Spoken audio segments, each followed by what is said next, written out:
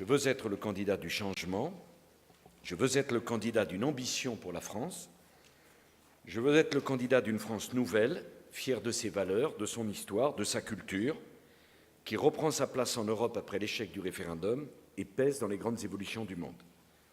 Notre système éducatif et d'enseignement supérieur, de recherche et d'innovation, de formation professionnelle. L'école se fixera pour objectif de ne laisser aucun enfant sortir. C'est pourquoi, au-delà des discours et des documents de campagne, au-delà même des mesures que je prendrai dans les premiers mois de mon élection si je suis élu, j'ai souhaité que les Français puissent connaître les valeurs qui sont les miennes, la conception que je me fais de la politique et de l'exercice du pouvoir, l'ambition que j'ai pour la France, l'idée que je me fais de son État, l'endroit vers lequel je souhaite la conduire, la place que je crois devoir être la sienne dans le monde et la manière dont je dirigerai la France si je suis élu président de la République.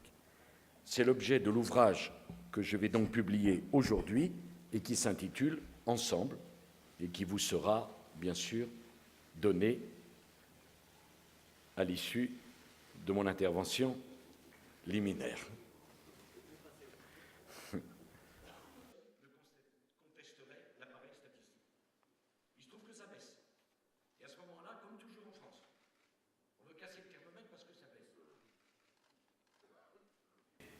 Sur la question des marins britanniques, d'abord je veux dire ma totale solidarité avec la Grande-Bretagne. Et tous les éléments qui sont à notre disposition montrent que les marins britanniques n'étaient pas dans les eaux iraniennes. Donc nous sommes solidaires de la démocratie britannique. Mais vous ne montrez pas les recettes. On n'y arrivera pas. Le cœur de ma stratégie économique.